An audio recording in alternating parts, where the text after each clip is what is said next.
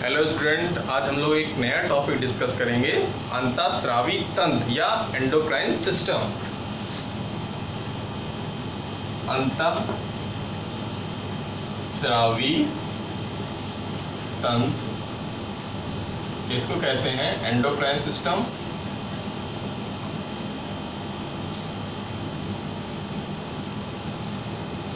या इसको और एक टर्म दिया जा सकता है कि रासायनिक समन्वयन, केमिकल कोऑर्डिनेशन।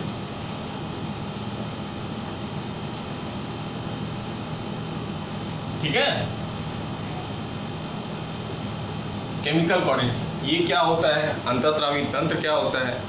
जैसे हम लोग नर्व सेल जानते हैं कि जो बाहर के एटमॉस्फेयर का जो स्टिमुलस है उसको शरीर के भीतर पहुंचाते हैं संवेदनाओं के माध्यम से। ठीक है, तो ये भी एक तरह का जो आपके शरीर का डेवलपमेंट है डिफरेंट स्टेज ऑफ लाइफ की, तो उसमें ये तंत्र काम करता है। इसमें विभिन्न तरह की ग्रंथियां आती हैं जिनसे विभिन्न तरह के हार्मोन्स निकलते हैं।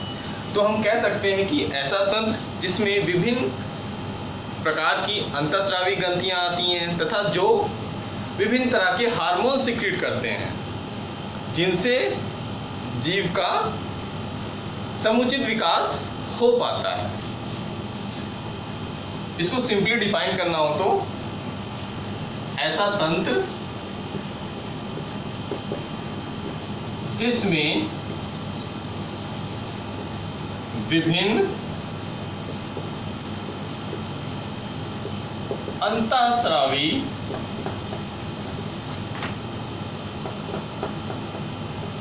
ग्रंथियां आती हैं तथा जिनसे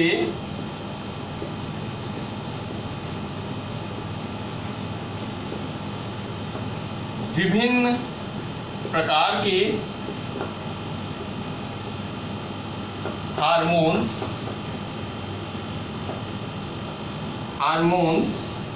निकलते हैं जिससे जीव का समुचित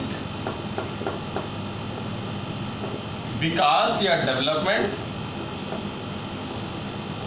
होता है। ठीक है, the system which includes different types of endocrine gland and this gland secretes different type of hormones for the development of organism। ठीक है, at different stage of life span। ठीक, तो हम लोगों ने देख लिया कि अंतःस्रावी तंत्र क्या होता है। ठीक है, अंत मतलब इंटरनल, स्रावी मतलब सिक्रीशन। तो भीतर से निकलने वाले जो हार्मोन्स होते हैं वो आपके एंडोक्राइन सिस्टम में आते हैं। ठीक, इतना क्लियर हुआ। अब हम देखते हैं कि जो यहाँ पे टर्म आ रहा है हार्मोन्स, हमने ये कई बार डिस्कस किया है कि हार्मोन क्या होते हैं। What is hormone?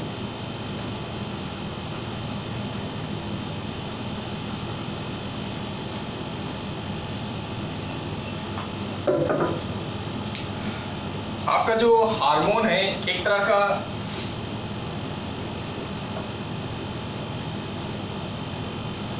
कार्बनिक पदार्थ होते हैं, ऑर्गेनिक कंपाउंड,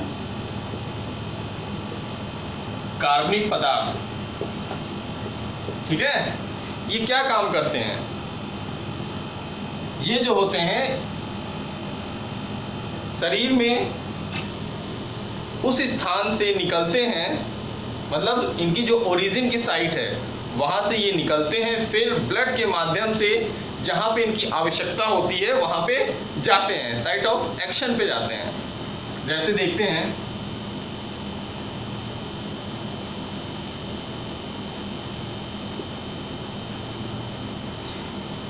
मान लीजिए ये हार्मोन यहां से निकलते हैं, फिर ये सीधा जाके आपके ब्लड स्ट्रीम में मिलते हैं। ये आपकी ब्लड स्ट्रीम हो गई। फिर जहां पे इनको एक्शन करना रहता है, जिस उद्देश्य से ये निकलते हैं, शरीर में किसी चीज की कमी हो जाती है तब ये निकलते हैं, यहाँ पे ये एक्शन करते हैं ये, तो फिर ये साइट ऑफ ओरिजिन हो गया।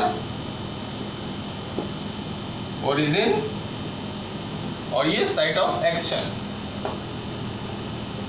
ठीक है, तो इस तरह से हार्मोन अपनी क्रियाओं को करते हैं, एक्टिविटी को करते हैं। मतलब जहां पे डेवलप करेंगे वहां नहीं, वहां से निकल के ब्लड के माध्यम से जाएंगे जहां इनकी आवश्यकता होती है।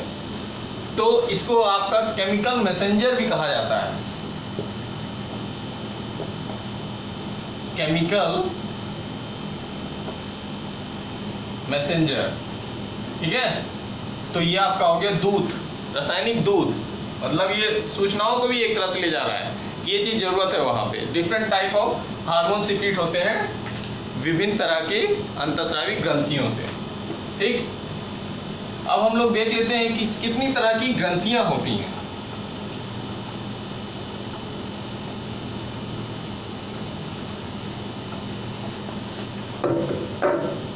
जनरली 3 तरह की ग्रंथियां पाई जाती हैं। कौन कौन सी? बहिस्रावी ग्रंथियां,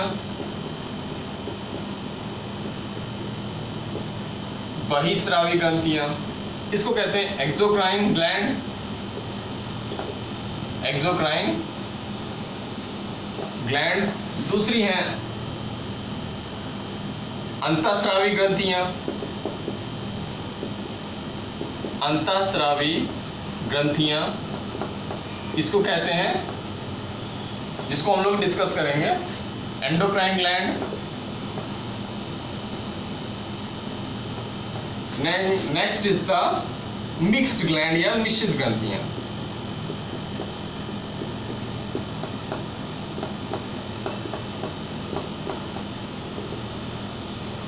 ठीक है, मिक्स्ड ग्लैंड्स। तो जो आपका बहिस्रावी ग्रंथि होती है, एक्सोक्राइन ग्रंथि होती है, वे ऐसी ग्रंथि होती है कि जिस पार्ट से आपके हार्मोन्स निकलते हैं उसी पार्ट की नलिका द्वारा दूसरे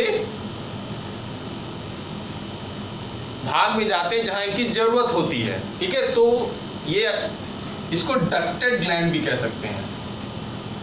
डक्टेड यानी नलिका सहित ग्रंथियां, डक्टेड ग्लैंड।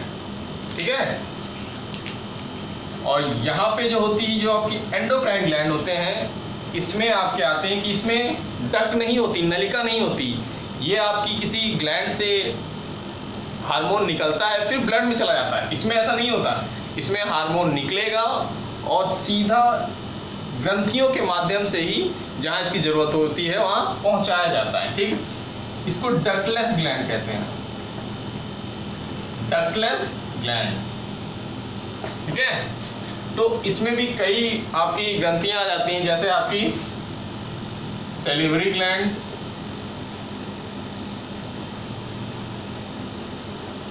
ठीक है, लिवर या यकृत, आपकी सेबेसियस ग्लैंड, ऑयल ग्लैंड, ये सब चीजें आपकी इसमें आ जाती हैं। ठीक, मतलब इसमें नलिका पाई जाती है जिसके थ्रू हार्मोन सीक्रेट होता है और जाता है साइट ऑफ एक्शन जहाँ इसकी जरूरत होती है। इसमें आपकी कई ग्रंथियाँ होती हैं, अब इसी को डिस्कस करेंगे। और मिश्रित ग्रंथि में आपकी डक्टेड ग्लैंड भी आ जाता है, डक्टलेस ग्लैंड भी आ जाता है। इसका एग्जाम्पल है पेनक्रियास, पेनक्रियास या अग्न्याशय। ठीक, तो जनरली ये तीनों ग्रंथियां होती हैं, बहिस्रावी ग्रंथि, अंतःस्रावी ग्रंथि और मिश्र ग्रंथि। ठीक है, exocrine, endocrine and mixed gland. और आपकी जो डक्टेड ग्लैंड भी कहा जाता है इसे, बहिस्रावी ग्रंथि को, और अंतःस्रावी ग्रंथि को डक्टलेस ग्लैंड भी कहा जाता है। इन ग्रंथियों से विभिन्न तरह के हार्मोन्स निकलते हैं जो हमारे शरीर का विकास जीवन की विभिन्न स्तरों में करते हैं। जैसे बच्चे के, जब बच्चा होता है तब कम हार्मोन सीक्रेट हो, जैसे जैसे डेवलपमेंट होता जाता है तो वैसे वैसे आप देखेंगे कि बच्चे के बिहेवियर में चेंज आता जाता है। और जब तक वो एडोलेसेंट हो जाता है, जब तक वो बिल्कुल यंग हो जाता है, तो उसमें डिफरेंट चेंज आते हैं, उसके बॉडी स्ट्रक्चर में डिफरेंट चेंज आते हैं, और ये इम्बैलेंस या ये डेवलपमेंट आपके हार्मोन्स के कारण होता है। जिस तरह का उसका शरीर का विकास होता है वो हार्मोन के धीरे धीरे डेवलपमेंट के कारण ही होता है। अब हम देख लेते हैं कि इसमें अंतःस्रावी ग्रंथियां में कौन कौन सी मेजर ग्रंथियां आती हैं।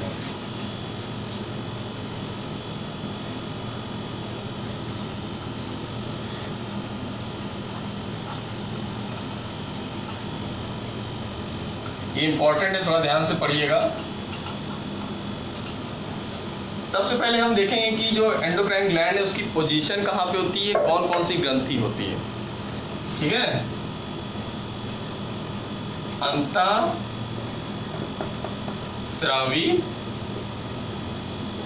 ग्रंथियां या एंडोक्राइन ग्लैंड्स। ठीक है, सबसे पहले आती है आपकी पिट्यूटरी ग्लैंड। पिट्यूटरी ग्लैंड या इसको क्या कहते हैं, पीयूष ग्रंथि। पीयूष ग्रंथि या इसको मास्टर ग्लैंड भी कहते हैं। नाम याद रखिए, कभी कभी एग्जाम में आ जाता है कि which type of gland we called master gland, then it is a pituitary gland, master gland। ठीक है, ये कहाँ पाई जाती है, जब हम लोग डिस्कस कर रहे थे ब्रेन के पार्ट में, तो जो आपका फोर ब्रेन का पार्ट होता है, हाइपोथैलेमस के नीचे एक गड्ढे में ये ग्रंथि पाई जाती है। ठीक है, हाइपोथैलेमस, तो जो गड्ढा होता है उसे हम सेला टर्सिका बोलते हैं। तो ये आपके मस्तिष्क में पाई जाती हैं, और ये ग्रंथि आपकी मास्टर ग्लैंड इसलिए कही जाती है क्योंकि ये अन्य ग्रंथियों पे नियंत्रण करती है। इससे विभिन्न तरह के हार्मोन निकलते हैं जो अन्य ग्रंथियों को आदेश देते हैं कि आप ये हार्मोन को कम निकालिए, ज़्यादा निकालिए, या इसकी मात्रा को सीमित करिए। ठीक है, तो ये हो गया आपका हाइपोथैलेमस, ये आपके मस्तिष्क में पाई जाती है, फर्स्ट ग्लैंड। फिर देन हम एक बात इसमें और डिस्कस कर लेते हैं कि जो आपकी हमने पढ़ा था कि जो ब्रेन है इसकी आपने पोजीशन देखी होगी।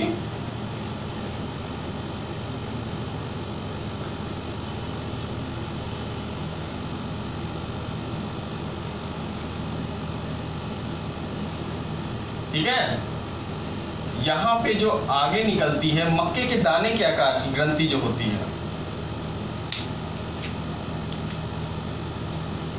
ये आपका थैलेमस हो गया। थैलेमस यहाँ का पोर्शन होता है हाइपोथैलेमस, और ये जो संरचना आपको दिख रही है यही आपकी कहलाती है क्या, पिट्यूटरी ग्लैंड, मक्के के दाने के आकार की। ठीक, मतलब ये फोर ब्रेन का पार्ट है। और यहीं पे एक और ग्लैंड पाई जाती है सेरेब्रल हेमिस्फीयर के पास, इसे हम कहते हैं पीनियल बॉडी या पीनियल काय। ठीक है, हमने डिस्कस किया था लास्ट टाइम पे ब्रेन के बारे में कि कैसे इसका स्ट्रक्चर होता है, कौन कौन से उसमें पार्ट होते हैं। ये होता है आपका पीनियल बॉडी, ये इसको पीनियल काय भी कहा जाता है। ठीक है, ये भी ब्रेन में ही उपस्थित होती है। ऊपर से हम चल रहे हैं धीरे धीरे नीचे। देन नेक्स्ट आगे हम बढ़ते हैं। आपका जो जब हम डाइजेस्टिव सिस्टम पढ़ रहे थे तो उसमें हमने देखा था कि एक फूड पाइप होती है, फिर नीचे नीचे आगे वो बढ़ती जाती है। तो आपका जो नेक का रीजन है जहाँ पे ट्रैकिया होता है वहाँ पे एक ग्लैंड पाई जाती है जिसे हम कहते हैं थायराइड ग्लैंड या थायराइड ग्रंथि। ठीक है, ये ग्रंथि जो होती है नेक पे पाई जाती है, लैरिंक्स के नीचे पाई जाती है। इसकी जो संरचना होती है जनरली एक्स शेप्ड में होती है।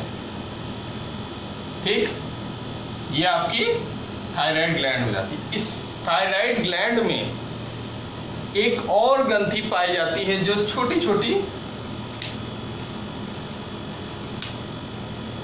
सिलिंड्रिकल संरचना होती है, वो आपकी कहलाती है, अभी नेक्स्ट जो ग्लैंड है, पैराथायराइड। पैराथायराइड, ठीक है, ये जो आप देख रहे हैं ये। तो हम ऊपर से from the top goes to the bottom, धीरे धीरे ऊपर से नीचे की तरफ चल रहे हैं। उसकी पोजीशन देख रहे हैं कि डिफरेंट टाइप्स ऑफ ग्लैंड शरीर में कहाँ उपस्थित होती हैं, कैसे उनका ऑर्गेनाइजेशन है। सबसे पहले ये जानना जरूरी है कि याद तो हो जाएगा, लेकिन अगर उसकी पोजीशन नहीं समझेंगे तो वो कंफ्यूजन क्रिएट करेगा। तो पिट्यूटरी ग्लैंड हो गई, पीनियल बॉडी हो गई, फिर थायराइड ग्लैंड आपकी नेक के रीजन में होती है, नेक रीजन, ठीक है, लैरिंक्स के नीचे पाई जाती है। और पैराथायराइड आपका इसी के ऊपर पाई जाती है, 4 कॉर्नर पे, ठीक। तो ये हो गई आपकी पैराथायराइड। फिर हम नीचे धीरे बढ़ते हैं, एक होती है थाइमस ग्लैंड, थाइमस ग्लैंड, ठीक, इसे क्या कहते हैं, थाइमस ग्रंथि।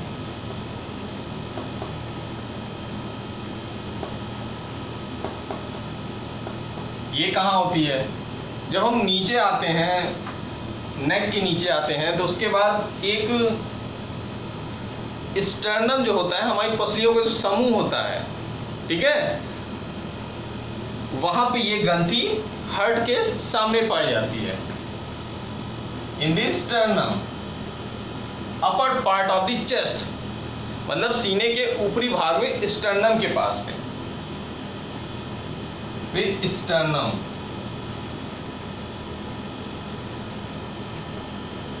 at the upper part of chest, upper part of chest और in front of heart।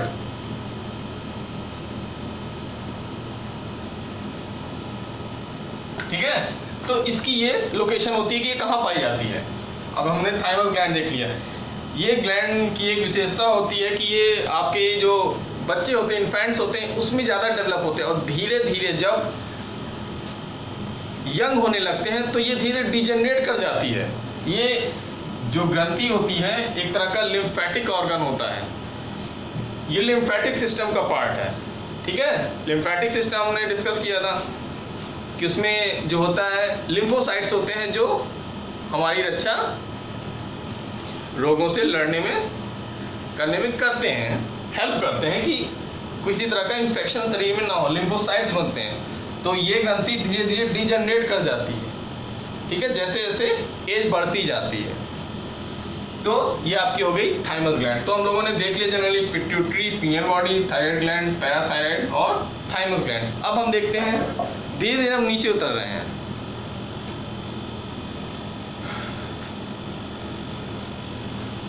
फिर एक आती है आपकी अग्न्याशय या पैनक्रियास।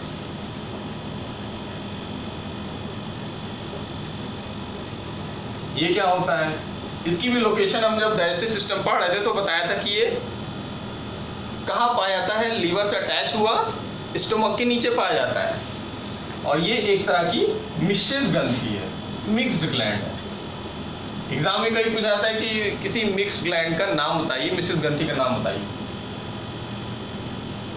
ठीक है, मिश्रित ग्रंथि है। इसमें एक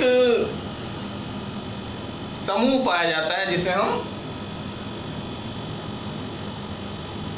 आइसलेट ऑफ लैंगरहैंस बोलते हैं, लैंगरहैंस, ठीक है, लैंगरहैंस की द्वीप समूह है। इसमें कई प्रकार की सेल होती हैं, अल्फा सेल, बीटा सेल और डेल्टा सेल, ठीक है। तो इनसे डिफरेंट टाइप के हार्मोन्स निकलते हैं। इसी सेल से आपके इंसुलिन और ग्लूकागन हार्मोन निकलते हैं, जो हम लोग नेक्स्ट हार्मोन के बारे में डिस्कस करेंगे तो वहाँ पे क्लियर हो जाएगा कि क्या होता है, ठीक है। तो ये आपकी मिक्स्ड ग्लैंड हो गई। पैनक्रियास, इससे डिफरेंट टाइप ऑफ हार्मोन्स निकलते हैं, ठीक। और ये इंपॉर्टेंट कभी पूछ लिया जाता है, आइसोलेट ऑफ लैंगरहैंस कहाँ पाया जाता है या किस पार्ट का भाग होता है, ठीक है। तो आप वहाँ बता सकते हैं कि ये अग्न्याशय का भाग होता है, जिससे विभिन्न प्रकार की सेल्स पाई जाती हैं, alpha cell, beta cell, delta cell, जिनसे अलग अलग हार्मोन्स निकलते हैं और अपना वो कार्य करते हैं, ठीक। ये हो गया पैनक्रियास। फिर हम धीरे धीरे नीचे आते हैं।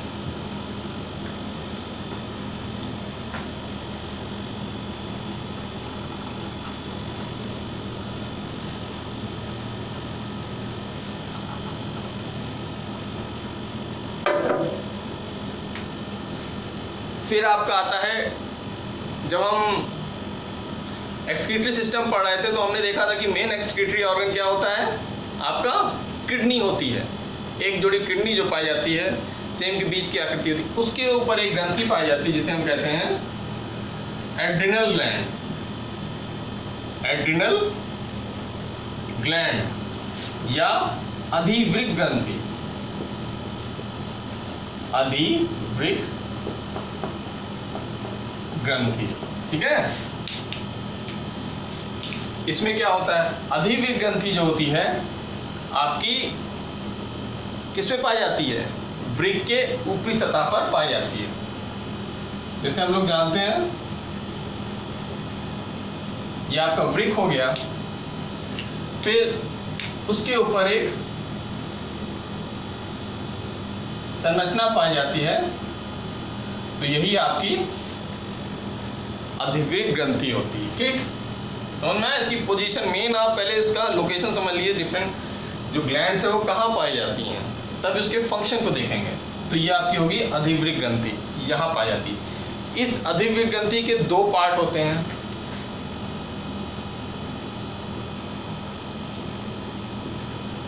एड्रिनल कॉर्टेक्स और एड्रिनल मेडुला।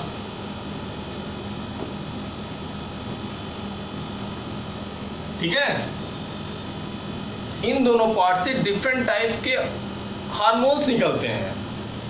जैसे आपके एड्रिनल कॉर्टेक्स से कौन से हार्मोन निकलते हैं, एक ग्रुप ऑफ हार्मोन्स निकलता है, इसे हम कहते हैं कॉर्टिकोस्टेरॉइड्स, कॉर्टिकोस्टेरॉइड्स। ये एक ग्रुप होता है, इसमें कई तरीके के हार्मोन पाए जाते हैं, मिनरलोकॉर्टिकॉइड्स, ग्लूकोकॉर्टिकॉइड्स और सेक्स हार्मोन्स। और इसमें आपके दो हार्मोन्स पाए जाते हैं जो बहुत ही इंपॉर्टेंट है, जनरली एग्जाम में पूछा जाता है। यह है आपका एड्रिनलिन और नॉर एड्रिनलिन।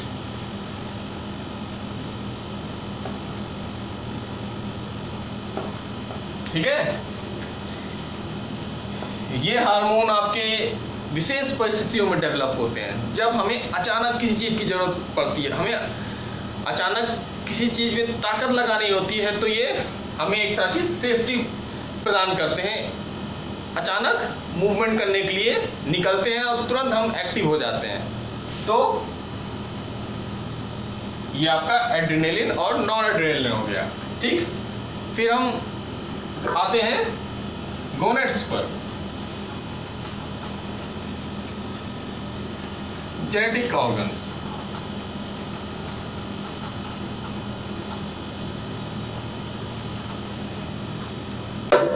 इसमें क्या होता है, जो आपका गोनेड्स होते हैं, या इसको जनन भी बोलते हैं, गोनेड्स में मेल और फीमेल सेक्स पार्ट्स आते हैं, ठीक है। इसमें से भी बहुत से हार्मोन्स निकलते हैं जो सेकेंडरी सेक्सुअल कैरेक्टर को डेवलप करते हैं। जैसे जो आदमियों की आवाज़ होती है मोटी हो जाती है, मोस्टेचेस निकल आते हैं, दाढ़ी निकल आते हैं, ये सब चीज़ें इन सेक्स हार्मोन्स के कारण होता है। महिलाओं की आवाज़ कम हो जाती, मतलब पतली हो जाती है, सॉफ्ट हो जाती है और उनमें सेकेंडरी सेक्सुअल कैरेक्टर डेवलप करने लगते हैं। तो ये सब हार्मोन्स के डेवलपमेंट के ही कारण होता है। सारा डेवलपमेंट आपके हार्मोन्स के कारण ही होता है पूरे शरीर में। हमने पहले बताया था कि डिफरेंट स्टेज में डिफरेंट टाइप के हार्मोन्स निकलते हैं। जो आपके शरीर का समुचित विकास करते हैं, और यही अंतःस्रावी तंत्र था। तो हम देखते हैं कि जो गोनेट होता है, अगर मेल की बात करें तो उसमें टेस्टिस पाया जाता है या वृषण, फीमेल में ओवरी या अंडाशय, ठीक है। फिर टेस्टिस में कुछ सेल्स पाई जाती हैं जिसे हम कहते हैं लिडिक सेल्स, लिडिक सेल्स, और इसमें ओवरी में ग्राफियन फॉलिकल पाया जाता है, ग्राफियन फॉलिकल सेल्स। इससे डिफरेंट टाइप के हार्मोन्स निकलते हैं। जो मेल हार्मोन्स होते हैं उसका जो ग्रुप होता है उसको हम कहते हैं एंड्रोजेंस, एंड्रोजेंस, ठीक है। और जो फीमेल का होता है उसे कहते हैं एस्ट्रोजेंस, एस्ट्रोजेंस। कभी एग्जाम पूछा जाता है कि एंड्रोजन किससे रिलेटेड है, मेल या फीमेल से, ठीक है, तो वहां पे ये होगा।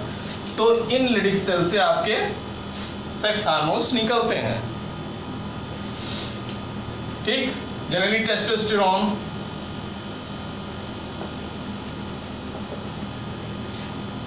इससे भी कई तरीके के हार्मोन्स निकलते हैं, उसको हम जब नेक्स्ट पूरा डिटेल में बताएंगे हार्मोन्स किस ग्लैंड से कौन से हार्मोन निकलते हैं, तो वहां पे क्लियर होगा। तो ये सब जो आपकी जो अंतःस्रावी ग्रंथियां हैं उनकी पोजीशन थी कि they are different types of endocrine glands present in the body and they secrete different type of function, ठीक है। तो सबसे पहले हमने देखा पिट्यूटरी, ऊपर से लेते हैं, फिर पीनियल बॉडी, फिर थाइमस, फिर आपका pancreas, then adrenal, and now lastly gonads, male testes, Leydig cells, female ovary, Graafian follicles, and group of hormone we called as androgen, and now this estrogen। तो इस तरह से आज हम लोगों ने विभिन्न अंतःस्रावी ग्रंथियों के बारे में देख लिया। और जो आपके हार्मोन्स होते हैं वो एक तरह के प्रोटीन्स होते हैं, प्रोटीन के डेरिवेटिव होते हैं, कुछ स्टेरॉइड्स होते हैं, कुछ टायरोसिन होते हैं, उसके डेरिवेटिव्स होते हैं। तो हार्मोन का जो कंपोजिशन होता है इन सब ऑर्गेनिक कंपाउंड से मिलकर बना होता है, ठीक है। तो इस तरह से आज हम लोगों ने एंडोक्राइन ग्लैंड का लोकेशन देख लिया, वो कहाँ ऑर्गेनाइज होता है वो देख लिया, ठीक है बच्चों। Okay, thank you.